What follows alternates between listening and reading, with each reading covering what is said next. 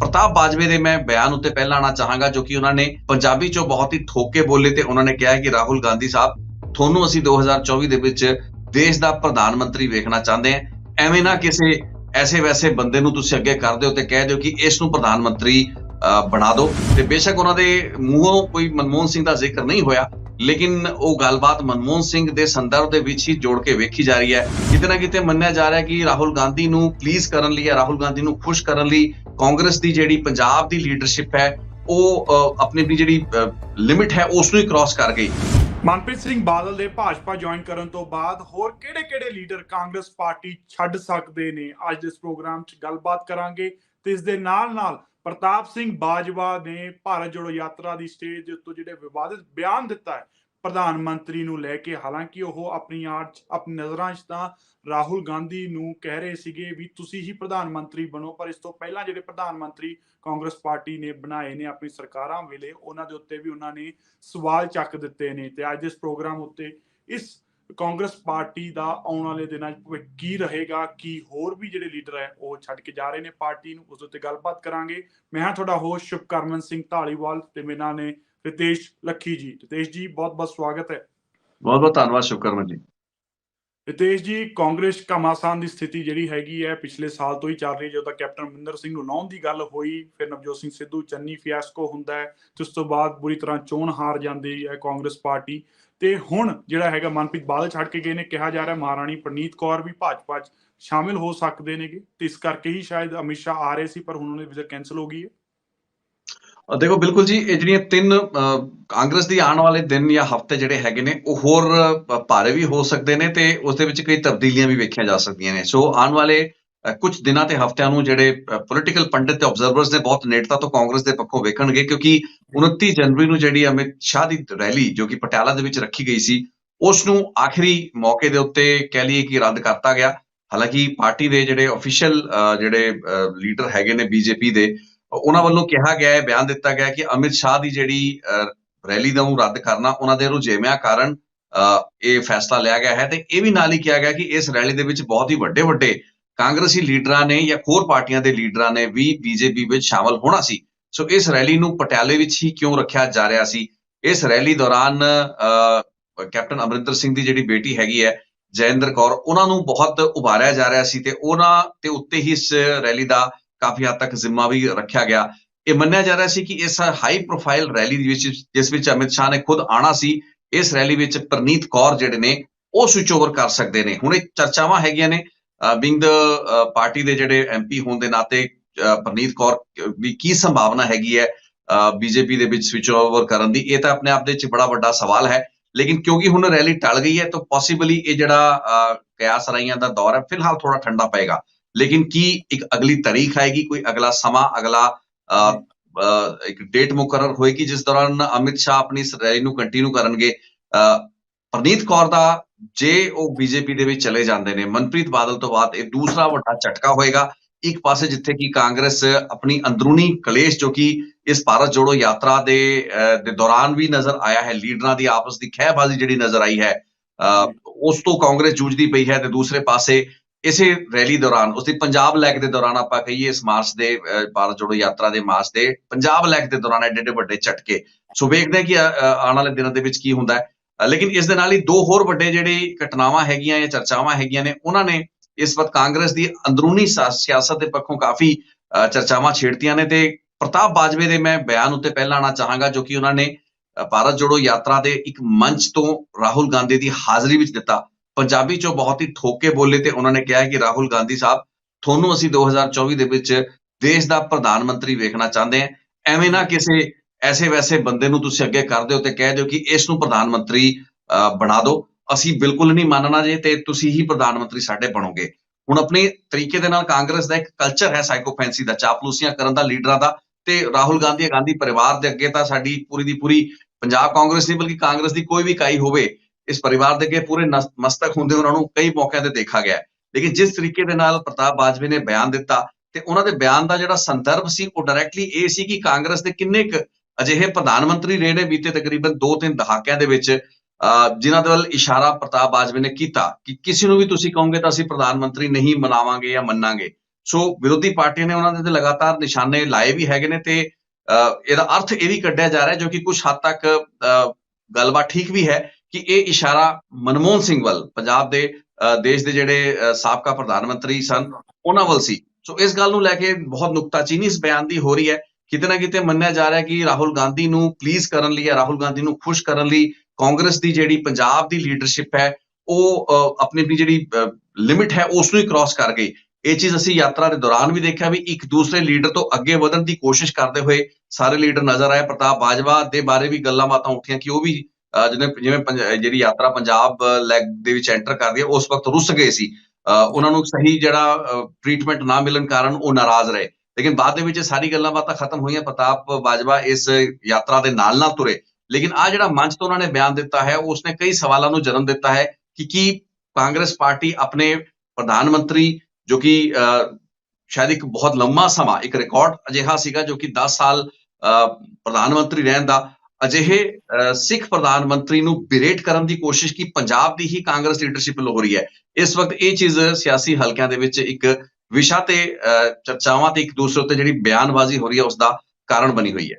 ਰਿਤੇਸ਼ ਜੀ, ਤੁਸੀਂ ਗੱਲ ਮਨਮੋਹਨ ਸਿੰਘ ਦੀ ਕੀਤੀ। ਮਨਮੋਹਨ ਸਿੰਘ ਦਾ ਕੱਦ ਹਜੇ ਵੀ ਲੋਕਾਂ ਦੀ ਨਜ਼ਰਾਂ 'ਚ ਬਹੁਤ ਜ਼ਿਆਦਾ ਵੱਡਾ ਹੈ ਕਿਉਂਕਿ ਉਹਨਾਂ ਦੀ ਛਵੀ ਜਿਹੜੀ ਹੈ ਇੱਕ ਬਤੌਰ ਇੱਕ ਇਮਾਨਦਾਰ ਪ੍ਰਾਈਮ ਮਿਨਿਸਟਰ ਦੇ ਤੌਰ ਤੇ, ਇਮਾਨਦਾਰ ਸਿਆਸਤਦਾਨ ਦੇ ਤੌਰ ਤੇ ਉਹਨਾਂ ਨੂੰ ਦੇਖਿਆ ਜਾਂਦਾ ਹੈ। ਅੱਜ ਵੀ ਜਦੋਂ ਉਹ ਕੁਝ ਬਿਆਨ ਦਿੰਦੇ ਨੇਗੇ ਜਾਂ ਕਾਂਗਰਸ ਪਾਰਟੀ ਵਾਸਤੇ ਜਦੋਂ ਵੀ ਉਹਨਾਂ ਨੇ ਭਾਜਪਾ ਨੂੰ ਕਾਊਂਟਰ ਕਰਨਾ ਹੁੰਦਾ ਪੋਲੀਟੀਕਲੀ, ਤਾਂ ਮਨਮੋਹਨ ਸਿੰਘ ਦੀ ਹੀ ਲੋੜ ਜਾਂ ਮਦਦ ਲਈ ਜਾਂਦੀ ਹੈ। ਉਹਨਾਂ ਦੇ ਹੀ ਬਿਆਨ ਦੇ ਉੱਤੇ ਕਿਹਾ ਜਾਂਦਾ ਹੈ ਵੀ ਬੈਂਕ ਕਰਦੀ ਹੈ ਕਾਂਗਰਸ ਪਾਰਟੀ। ਬਿਲਕੁਲ ਜੀ, ਪੰਜਾਬ ਦੀ ਲੀਡਰਸ਼ਿਪ ਵੱਲੋਂ ਪੰਜਾਬ ਦੀ ਕਾਂਗਰਸ ਲੀਡਰਸ਼ਿਪ ਨੇ ਜੇ ਇੱਕ ਵੱਡੇ ਮੰਚ ਤੋਂ ਇਹ ਗੱਲ ਕਹਿਤੀ। ਹਾਲਾਂਕਿ ਦੇਖੋ ਮਨਮੋਹਨ ਸਿੰਘ ਦਾ ਨਾਂ ਪ੍ਰਤਾਪ ਬਾਜਵਾ ਉਹਨਾਂ ਨੇ ਨਹੀਂ ਲਿਆ। ਉਹ ਇਸ ਚੀਜ਼ ਨੂੰ ਆਉਣ ਵਾਲੇ ਦਿਨਾਂ 'ਚ ਮੈਨੂੰ ਲੱਗਦਾ ਕਲੈਰੀਫਾਈ ਵੀ ਕਰਨਗੇ ਕਿ ਉਹਨਾਂ ਦਾ ਮਕਸਦ ਇਹ ਨਹੀਂ ਸੀ। ਲੇਕਿਨ ਅਰਥ ਕੀ ਕੱਢਿਆ ਜਾਏਗਾ ਤੇ ਹੋਰ ਕਿੰਨੇ ਕੁ ਪ੍ਰਧਾਨ ਮੰਤਰੀ ਕਾਂਗਰਸ ਦੇ ਰਹੇ ਨੇ? ਵੱਡਾ ਤਾਂ ਸਵਾਲ ਹੈ ਵੀ ਇੰਦਰਾ ਗਾਂਧੀ ਤੋਂ ਬਾਅਦ, ਰਾਜੀਵ ਗਾਂਧੀ ਤੋਂ ਬਾਅਦ ਜਾਂ ਗਾਂਧੀ ਪਰਿਵਾਰ ਤੋਂ ਬਾਅਦ ਦੋ ਹੀ ਦੇਸ਼ ਦੇ ਪ੍ਰਧਾਨ ਮੰਤਰੀ ਰਹੇ ਨੇ, ਜਾਂ ਤਾਂ ਪੀਵੀ ਨਰਸਿਮਹਾ ਰਾਓ ਰਹੇ ਨੇ ਜਾਂ ਫਿਰ ਮਨਮੋਹਨ ਸਿੰਘ ਰਹੇ ਨੇ। ਤੇ ਮਨਮੋਹਨ ਸਿੰਘ ਲੰਮਾ ਸਮਾਂ ਰਹੇ ਨੇ ਤੇ ਮਨਮੋਹਨ ਸਿੰਘ ਦਾ ਪ੍ਰਧਾਨ ਮੰਤਰੀ ਬਣਨਾ ਇੱਕ ਅਜਿਹੇ ਹਾਲਾਤ ਦੇ ਵਿੱਚ ਜਦੋਂ ਕਿ ਉਸ ਵਕਤ ਚਰਚਾਵਾਂ ਉੱਠੀਆਂ ਕਿ ਸੋਨੀਆ ਗਾਂਧੀ ਨੂੰ ਲੀਡਰ ਚੁਣਿਆ ਜਾ ਰਿਹਾ ਹੈ, ਲੇਕਿਨ ਬਾਅਦ ਦੇ ਵਿੱਚ ਉਹਨਾਂ ਦੇ ਵਿਦੇਸ਼ੀ ਮੂਲ ਦਾ ਸਵਾਲ ਖੜਾ ਹੋ ਜਾਂਦਾ ਹੈ। ਇੱਕ ਪੂਰਾ ਡਰਾਮਾ ਪੂਰੇ ਮੁਲਕ ਦੇ ਵਿੱਚ ਉਸ ਵਕਤ ਮੈਨੂੰ ਯਾਦ ਹੈ ਹੋਇਆ ਸੀ, ਜਿਸ ਤੋਂ ਬਾਅਦ ਕਿ ਇੱਕ ਸਰਪ੍ਰਾਈਜ਼ ਚੁਆਇਸ ਦੇ ਰੂਪ ਵਿੱਚ ਮਨਮੋਹਨ ਸਿੰਘ ਬਣੇ। ਫਿਰ ਬਾਅਦ ਦੇ ਵਿੱਚ ਮਨਮੋਹਨ ਸਿੰਘ ਨੂੰ ਵੀ ਇੱਕ ਕਠਪੁਤਲੀ ਦੇ ਤੌਰ ਦੇ ਉੱਤੇ ਇੱਕ ਪ੍ਰਧਾਨ ਮੰਤਰੀ ਵਜੋਂ ਉਹਨਾਂ ਦੀ ਵਿਰੋਧੀ ਪਾਰਟੀਆਂ ਉਹਨਾਂ ਦਾ ਮਜ਼ਾਕ ਵੀ ਉਡਾਉਂਦੀਆਂ ਰਹੀਆਂ। ਲੇਕਿਨ 10 ਸਾਲ ਤੱਕ ਦੇਸ਼ ਨੂੰ ਲੀਡ ਕਰਨ ਵਾਲੇ ਮਨਮੋਹਨ ਸਿੰਘ ਨੂੰ ਇੱਕ ਕੋਈ ਛੋਟਾ ਮੋਟਾ ਲੀਡਰ ਨਹੀਂ ਮੰਨਿਆ ਜਾ ਸਕਦਾ। ਬੇਸ਼ੱਕ ਉਹ ਠੀਕ ਗੱਲ ਹੈ ਕਿ ਪਾਰਟੀ ਪੋਲਿਟਿਕਸ ਦੇ ਵਿੱਚ ਉਹਨਾਂ ਨੇ ਗਾਂਧੀ ਪਰਿਵਾਰ ਦੇ ਪਿੱਛੇ ਹੀ ਲੱਗ ਕੇ ਕੰਮ ਕਰਨਾ ਸੀ। ਇੱਕ ਲੋ ਪ੍ਰੋਫਾਈਲ ਰਹਿ ਕੇ ਉਹਨਾਂ ਨੇ ਕੰਮ ਕੀਤਾ, ਖਾਸ ਕਰਕੇ ਪਹਿਲੀ ਟਰਮ ਦੇ ਵਿੱਚ ਉਹਨਾਂ ਨੂੰ ਮੌਕਾ ਮਿਲਿਆ, ਲੇਕਿਨ ਦੂਸਰੀ ਟਰਮ ਦੇ ਵਿੱਚ ਸ਼ਾਇਦ ਉਹਨਾਂ ਵਧੀਆ ਪਰਫਾਰਮ ਨਹੀਂ ਕਰ ਪਾਏ। ਲੇਕਿਨ ਇਹ ਸਾਰੀ ਗੱਲਾਂ ਬਾਤਾਂ ਈਵਨ ਉਹ ਵਿਰੋਧੀ ਜੋ ਕਿ ਪੰਜਾਬ ਦੇ ਵਿੱਚ ਕਾਂਗਰਸ ਦੇ ਵਿਰੋਧੀ ਨੇ, ਉਹ ਵੀ ਸਤਿਕਾਰ ਦੇ ਨਾਲ ਮਨਮੋਹਨ ਸਿੰਘ ਨੂੰ ਦੇਖਦੇ ਨੇ। ਤੇ ਇਸ ਬਿਆਨ ਦੇ ਵਿੱਚ ਜੋ ਕਿ ਮੈਨੂੰ ਲੱਗਦਾ ਕਿ ਪੂਰੇ ਦੇ ਪੂਰਾ ਚਾਪਲੂਸੀ ਭਰਿਆ ਇੱਕ ਬਿਆਨ ਸੀ, ਆਪਣੇ ਲੀਡਰ ਨੂੰ ਜਾਂ ਰਾਹੁਲ ਗਾਂਧੀ ਨੂੰ ਖੁਸ਼ ਕਰਕੇ। ਪ੍ਰਤਾਪ ਬਾਜਵਾ ਐਸੈਂਸ਼ੀਅਲੀ ਰਾਹੁਲ ਗਾਂਧੀ ਦੇ ਹੀ ਬਹੁਤ ਨੇੜਲੇ ਲੀਡਰਾਂ ਚੋਂ ਮੰਨੇ ਜਾਂਦੇ ਨੇ। ਸੋ ਸ਼ਾਇਦ ਉਹਨਾਂ ਨੇ ਸਟੇਜ ਦੇ ਉੱਤੇ ਆਪਣੀ ਜਿਹੜਾ ਉਹਨਾਂ ਦਾ ਜਿਹੜਾ ਜੋਸ਼ ਸੀ ਆਪਣੇ ਲੀਡਰ ਨੂੰ ਖੁਸ਼ ਕਰਨ ਦਾ, ਉਸ ਨੂੰ ਥੋੜਾ ਜਿਹਾ ਆਪਣੀ ਲਿਮਿਟ ਨੂੰ ਕ੍ਰਾਸ ਕੀਤਾ। ਤੇ ਬੇਸ਼ੱਕ ਉਹਨਾਂ ਦੇ ਮੂੰਹੋਂ ਕੋਈ ਮਨਮੋਹਨ ਸਿੰਘ ਦਾ ਜ਼ਿਕਰ ਨਹੀਂ ਹੋਇਆ, ਲੇਕਿਨ ਉਹ ਗੱਲਬਾਤ ਮਨਮੋਹਨ ਸਿੰਘ ਦੇ ਸੰਦਰਭ ਦੇ ਵਿੱਚ ਹੀ ਜੋੜ ਕੇ ਵੇਖੀ ਜਾ ਰਹੀ ਹੈ। ਸੋ ਅੱਜ ਕਾਂਗਰਸ ਦੇ ਉੱਤੇ ਨਿਸ਼ਾਨੇ ਸਾਧਨ, ਕਿਉਂਕਿ ਮੌਕਾ ਚਾਹੀਦਾ ਹੁੰਦਾ ਵਿਰੋਧੀ ਪਾਰਟੀਆਂ ਨੂੰ ਨਿਸ਼ਾਨੇ ਲਾਉਣ ਦਾ, ਉਹ ਨਿਸ਼ਾਨਾ ਲਾਉਣ ਦਾ ਇੱਕ ਬੜਾ ਵੱਡਾ ਕਾਰਨ ਮਿਲਿਆ ਹੈ ਤੇ ਉਹ ਵੀ ਪੰਜਾਬ ਦੀ ਹੀ ਲੀਡਰਸ਼ਿਪ ਦੇ ਜ਼ਰੀਏ ਪੈਦਾ ਹੋਇਆ ਹੈ। ਜੇ ਹਰਿਆਣੇ ਦੇ ਵਿੱਚ ਜਾਂ ਕਿਸੇ ਹੋਰ ਰਾਜ ਦੇ ਵਿੱਚ ਇਹ ਗੱਲਬਾਤ ਹੋਈ ਹੁੰਦੀ ਫਿਰ ਵੀ ਰੌਲਾ ਪੈਣਾ ਸੀ। ਲੇਕਿਨ ਹੁਣ ਜੇ ਪੰਜਾਬ ਦੀ ਹੀ ਲੀਡਰਸ਼ਿਪ ਆਪਣੇ ਇੱਕ ਸਾਬਕਾ ਪ੍ਰਧਾਨ ਮੰਤਰੀ ਬਾਰੇ ਇਸ ਤਰੀਕੇ ਦਾ ਵਿਚਾਰ ਰੱਖਦੀ ਹੈ, ਉਹ ਵੀ ਜਿਹੜੀ ਡਾਇਨੈਸਟਿਕ ਪੋਲਿਟਿਕਸ ਹੈ ਗਾਂਧੀ ਪਰਿਵਾਰ ਦੀ, ਕਾਂਗਰਸ ਦੀ, ਉਸ ਤੋਂ ਹੀ ਖਹਿੜਾ ਛੁਡਾਉਣ ਦੀ ਗੱਲਬਾਤ ਤਾਂ ਅੱਜ ਕਾਂਗਰਸ ਦੇ ਵਿੱਚ ਵੱਡੀ ਰਿਫਾਰਮ ਦਾ ਇੱਕ ਚਰਚਾ ਦਾ ਕਾਰਨ ਹੈ, ਬਹਿਸ ਦਾ ਇੱਕ ਵੱਡਾ ਵਿਸ਼ਾ ਹੈ, ਜਿਸ ਨੂੰ ਲੈ ਕੇ ਕਈ ਲੀਡਰ ਵੀ ਪਾਰਟੀ ਛੱਡ ਚੁੱਕੇ ਨੇ। ਸੋ ਉਸੇ ਡਾਇਨੈਸਟਿਕ ਪੋਲਿਟਿਕਸ ਨੂੰ ਅਪੀਜ਼ ਕਰਨ ਦੀ, ਇੱਕ ਪਰਿਵਾਰ ਦੇ ਲੋਕਾਂ ਨੂੰ ਅਪੀਜ਼ ਕਰਨ ਦੀ ਜਿਹੜੀ ਪੋਲਿਟਿਕਸ ਦੀ ਇੱਕ ਨੁਮਾਇਸ਼ ਜਿਹੜੀ ਹੈ ਇਸ ਮੰਚ ਤੋਂ ਪ੍ਰਤਾਪ ਸਿੰਘ ਬਾਜਵਾ ਵਰਗੇ ਸੀਜ਼ਨਡ ਮੈਂ ਇਹਨਾਂ ਨੂੰ ਪੋਲੀਟੀਸ਼ੀਅਨ ਕਹਾਂਗਾ, ਉਹਨਾਂ ਦੇ ਮੂੰਹੋਂ ਸੁਣਨ ਨੂੰ ਮਿਲੀ ਹੈ। ਸੋ ਵਿਰੋਧੀ ਪਾਰਟੀਆਂ ਕੋਈ ਮੌਕਾ ਨਹੀਂ ਛੱਡਣਾ ਚਾਹ ਰਹੀਆਂ ਤੇ ਨਾ ਹੀ ਉਹ ਚੁੱਕ ਰਹੀਆਂ ਨੇ, ਔਰ ਲਗਾਤਾਰ ਇਸ ਬਾਰੇ ਜਿਹੜੇ ਬਿਆਨ ਹੈਗੇ ਨੇ ਉਹ ਆ ਰਹੇ ਨੇ ਜੀ। ਤੇ ਨਵਜੋਤ ਸਿੰਘ ਸਿੱਧੂ ਦੇ ਉੱਤੇ ਵੀ ਬਹੁਤ ਵੱਡਾ ਕੁਐਸਚਨ ਮਾਰਕ ਲਾਇਆ ਜਾ ਰਿਹਾ। ਪਾਰਟੀ ਦੇ ਅੰਦਰ ਵੱਖ-ਵੱਖ ਤਰ੍ਹਾਂ ਦੀਆਂ ਪਾਰਟੀ ਦੇ ਲੀਡਰ ਹੀ ਜਦੋਂ ਉਹਨਾਂ ਨਾਲ ਗੱਲਬਾਤ ਕਰੋ ਤਾਂ ਵੱਖ-ਵੱਖ ਚੀਜ਼ਾਂ ਉਹ ਕਹਿ ਰਹੇ ਨੇ। ਕੋਈ ਕਹਿ ਦਿੰਦਾ ਵੀ ਉਹ ਵੀ ਭਾਜਪਾ ਜਾ ਸਕਦਾ ਕਿਉਂਕਿ ਮਨਪ੍ਰੀਤ ਸਿੰਘ ਬਾਦਲ ਨੇ ਨਵਜੋਤ ਸਿੰਘ ਸਿੱਧੂ ਨਾਲ ਮੀਟਿੰਗ ਵੀ ਕੀਤੀ ਸੀਗੀ। ਤੇ ਨਾਲ ਦੀ ਨਾਲ ਇੱਕ ਇਹ ਵੀ ਗੱਲ ਆ ਰਹੀ ਹੈ ਵੀ ਜਿਹੜਾ ਲਾਸਟ ਲੈਗ ਹੈ ਭਾਰਤ ਜੋੜੋ ਯਾਤਰਾ ਦਾ, ਉਹਦੇ ਅੰਦਰ ਰਾਹੁਲ ਗਾਂਧੀ ਨਾਲ ਉਹ ਤੁਰਨਗੇ ਵੀ, ਉਹਦੇ ਅੰਦਰ ਉਹ ਐਡਰੈਸ ਵੀ ਕਰਨਗੇ ਤੇ ਉਹਨਾਂ ਨੂੰ ਇੱਕ ਵੱਡਾ ਰੋਲ ਵੀ ਦਿੱਤਾ ਜਾ ਸਕਦਾ ਹੈ, ਕਿਉਂਕਿ ਨਵਜੋਤ ਸਿੰਘ ਸਿੱਧੂ ਦੇ ਪਰਿਵਾਰ ਦੀ ਰਾਹੁਲ ਗਾਂਧੀ ਦੇ ਨਾਲ ਗੱਲਬਾਤ ਹੋਈ ਹੈ ਇਸ ਭਾਰਤ ਜੋੜੋ ਯਾਤਰਾ ਦੌਰਾਨ। ਕਿਹਾ ਜਾ ਰਿਹਾ ਉਹਨਾਂ ਨੂੰ ਨਾਰਥ ਰੀਜਨ ਦਾ ਵੱਡਾ ਪ੍ਰਧਾਨ, ਵੱਡੀ ਭੂਮਿਕਾ ਦਿੱਤੀ ਜਾ ਸਕਦੀ ਹੈ ਪਾਰਟੀ ਵੱਲੋਂ, ਤਾਂ ਉਹਨਾਂ ਦੇ ਉੱਤੇ ਕੁਐਸਚਨ ਮਾਰਕ ਹੈ। ਹਾਲਾਂਕਿ ਰਿਹਾਇਸ਼ ਦੇ ਉੱਤੇ ਵੀ ਹਜੇ ਵੀ ਕੁਐਸਚਨ ਮਾਰਕ ਹੈ ਵੀ ਉਸ ਦਿਨ ਆਉਂਦੇ ਹੈ ਨਹੀਂ ਆਉਂਦੇ। ਜੇ ਆ ਜਾਂਦੇ ਨੇ ਤਾਂ ਤੁਹਾਨੂੰ ਕੀ ਲੱਗਦਾ ਹੈ, ਕੀ ਇਕੁਏਸ਼ਨਸ ਬਦਲਣਗੀਆਂ ਕਾਂਗਰਸ ਪਾਰਟੀ ਦੇ ਅੰਦਰ? ਕੀ ਉਹ ਜਾ ਸਕਦੇ ਕਿਸੇ ਹੋਰ ਪਾਰਟੀ 'ਚ?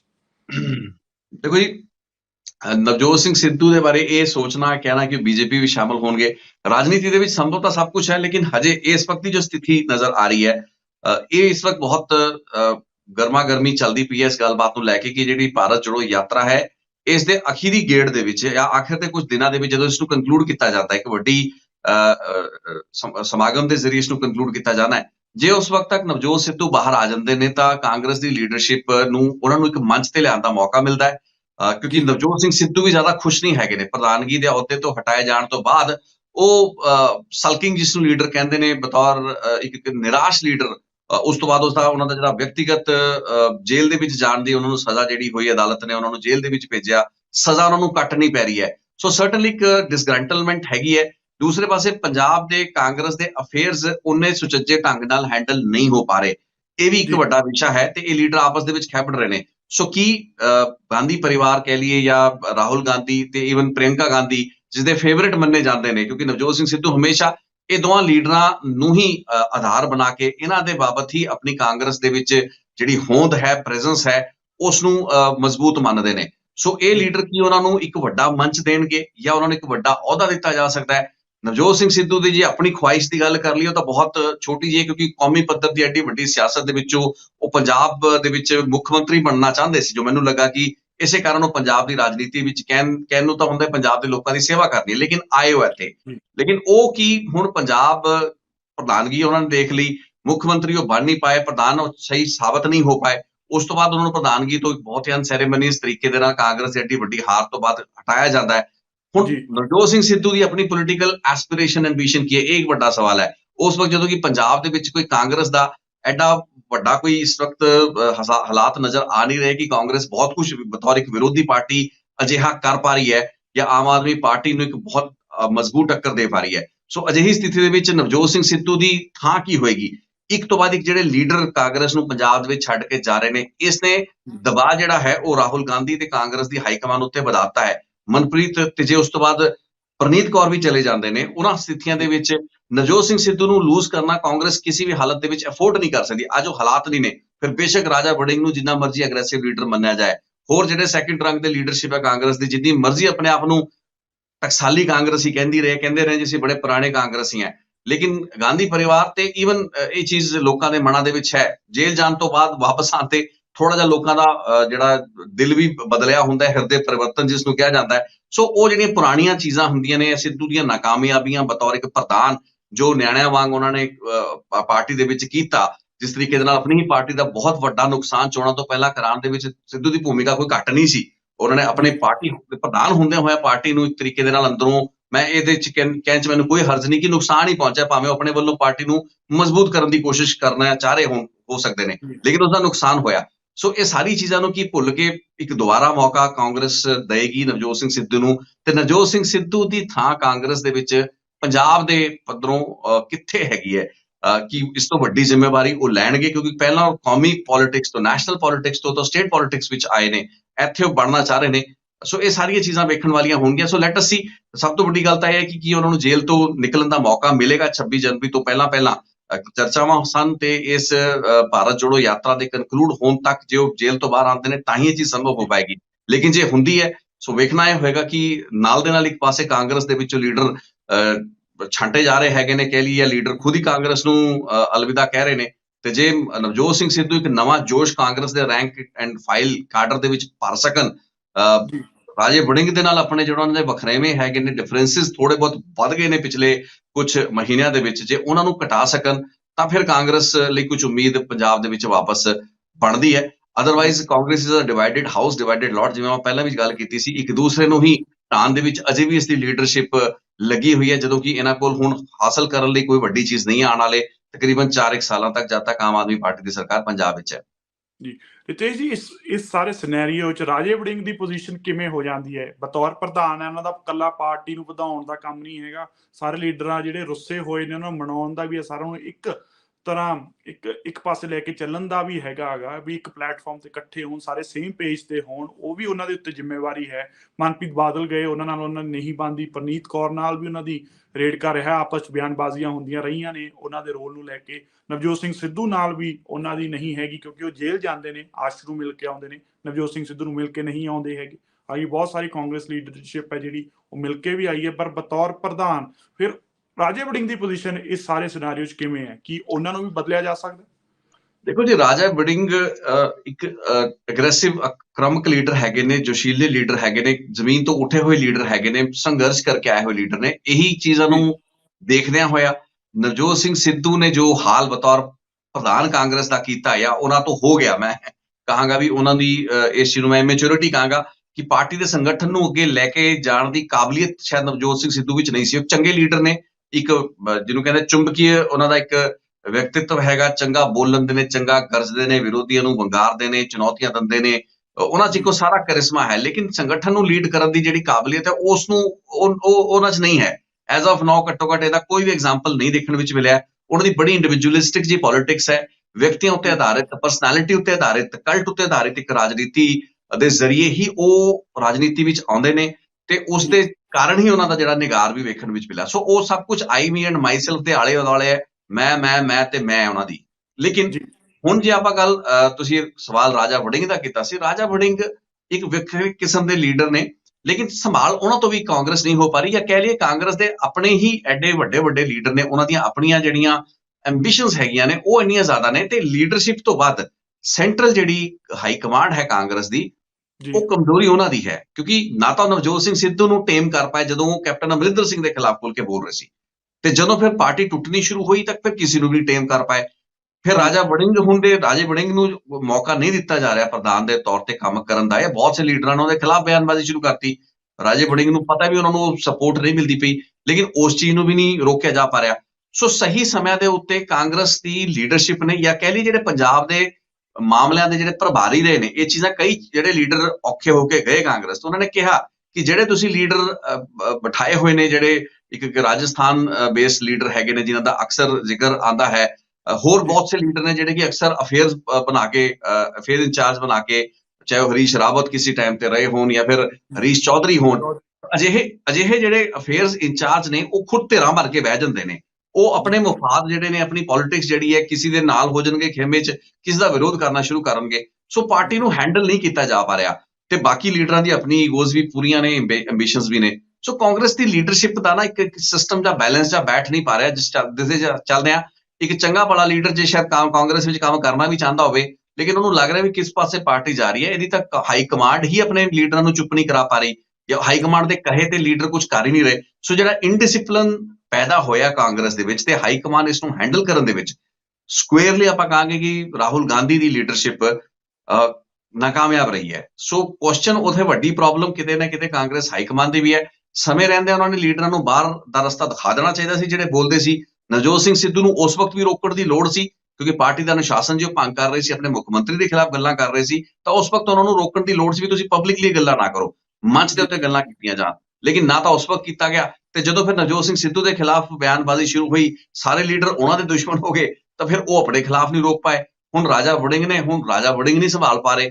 ਸੋ ਕਿਤੇ ਨਾ ਕਿਤੇ ਇਹ ਤਾਂ ਕਾਂਗਰਸ ਦਾ ਜਿਹੜੀ ਕਮਜ਼ੋਰੀ ਹੈ, ਉਹ ਲੀਡਰਸ਼ਿਪ ਦੀ ਵੀ ਕਮਜ਼ੋਰੀ ਹੈ, ਜੋ ਕਿ ਅਜਿਹੇ ਲੀਡਰਾਂ ਨੂੰ ਆਪਣੀ ਮਨਮਰਜ਼ੀ ਕਰਨ ਦਿੰਦੀ ਹੈ। ਸੋ ਮੈਂ ਵਿਅਕਤੀਗਤ ਤੌਰ ਤੇ ਨਹੀਂ ਕਹਾਂਗਾ, ਲੇਕਿਨ ਰਾਜਾ ਵੜਿੰਗ ਬਿਨਾਂ ਕਿਸੇ ਜ਼ਿਆਦਾ ਕਸੂਰ ਦੇ ਉਹਨਾਂ ਤੋਂ ਇਹ ਸਿਚੁਏਸ਼ਨ ਹੈਂਡਲ ਨਹੀਂ ਹੋ ਪਾਈ।